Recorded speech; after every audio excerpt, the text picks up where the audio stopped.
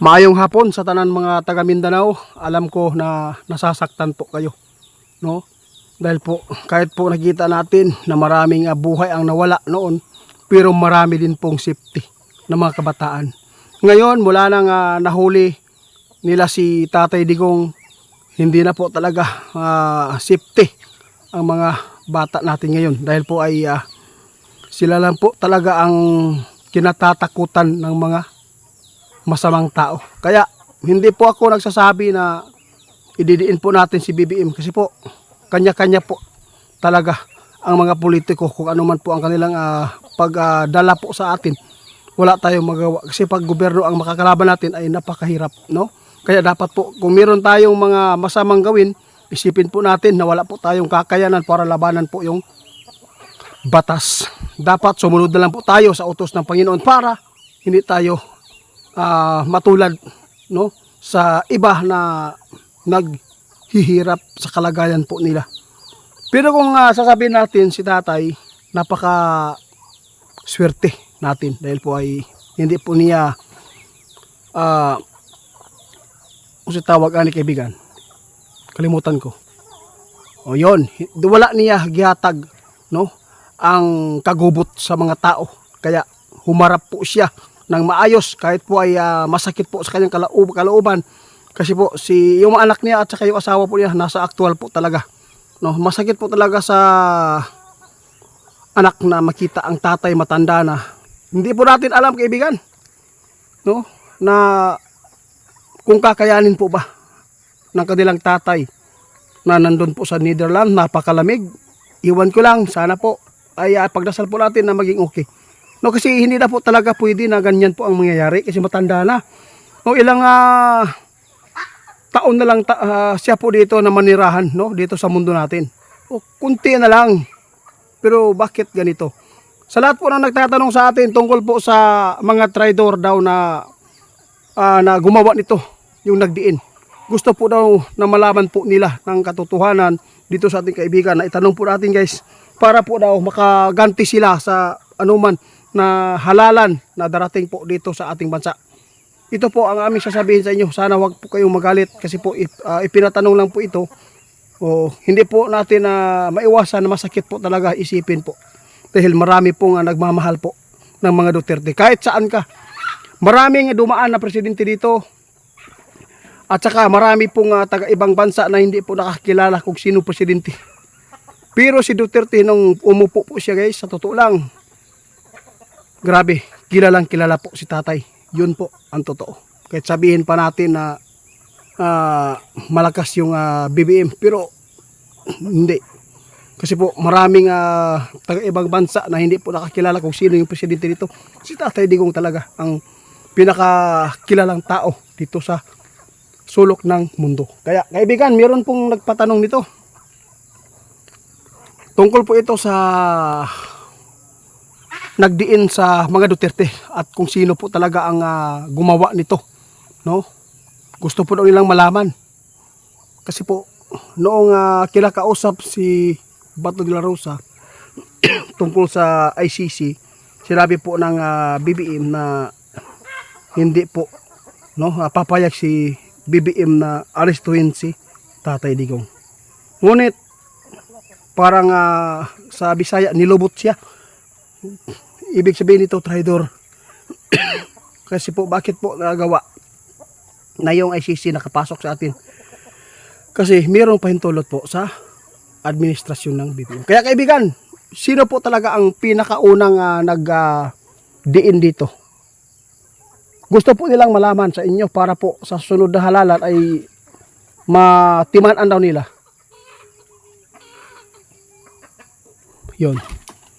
Alam po niyo guys, number 1 nakalaban na ni Tatay. Si Trillanes po talaga yung nagdiin po. Number 1 talaga siya. Tapos, alam na po natin, kahit hindi natin babanggitin pa yung iba, alam na po niyo yan, no? Natatandaan na po niyo yan kung sino. Basta number 1 dyan, si Trillanes po. Kaya sana ay wala pong mangyayaring masama, no, kay Tatay Digong, kasi pag mayroong mangyari na masama po sa kanya, nakita ng ating kaibigan, malaking gulo. kung buhay ni Tatay Digong ang mawala doon sa Netherlands. Pagkatandaan natin guys, pagsisihan po ng lahat. Ito po yung masabi ng ating kaibigan. No, kahit po maraming mga mga sundalo, kapulisan, ano pa man yan, kung sakaling lulusob po yung mga inosenteng tao dahil po sa kanilang pakikipaglaban kay tatay, mangyayari po yung madugo. Kaya natatakot si kaibigan na mangyari ito. Ipagdasal po natin na maging maayos ang kalagayan ni tatay, no, na makasurvive po siya doon sa lamig. At yung mga pagkain, iba po yung pagkain doon. Kasi ang kalaban ni tatay dito, no, ang kabugnaw, no, klima. Tay, ano pa ang maipaabot po niyo sa mga tao ngayon na nasasaktan? Alam natin, maraming buhay ang nawala, no? Alam natin yan.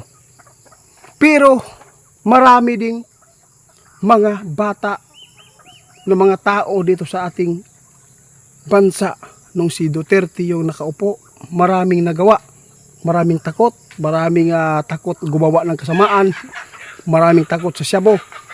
At lalo na yung tay, ano pa?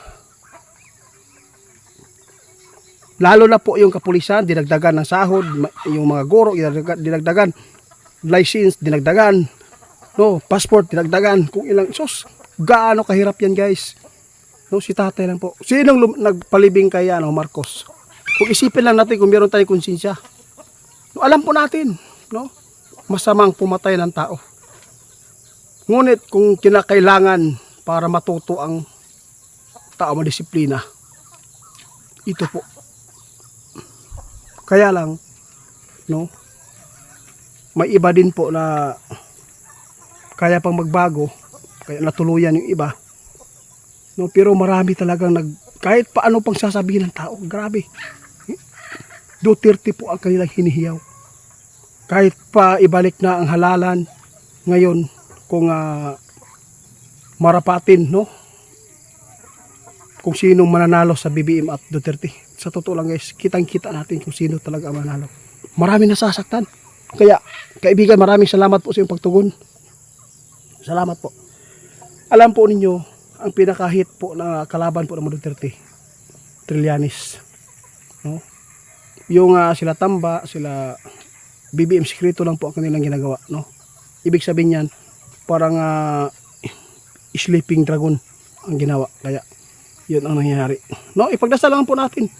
Nagpasalamat po tayo sa Diyos dahil po ay ginawa ni tatay, hindi po na ipinapahamak yung mga sibilyan, ng mga inosenteng tao sa Pilipinas, no, na siya ay magtago. Kaya po niya magtago eh.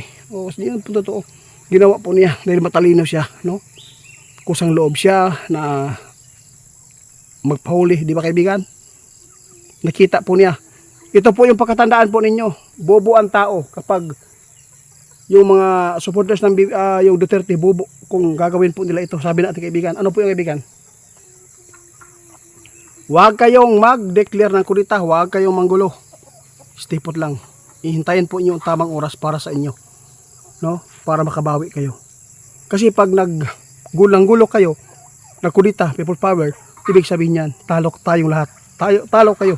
Dahil po, i-extend po ang halalan ng presidente at mag-declare po ng Marcelo. Yun po ang sabi nila. Salamat kaibigan.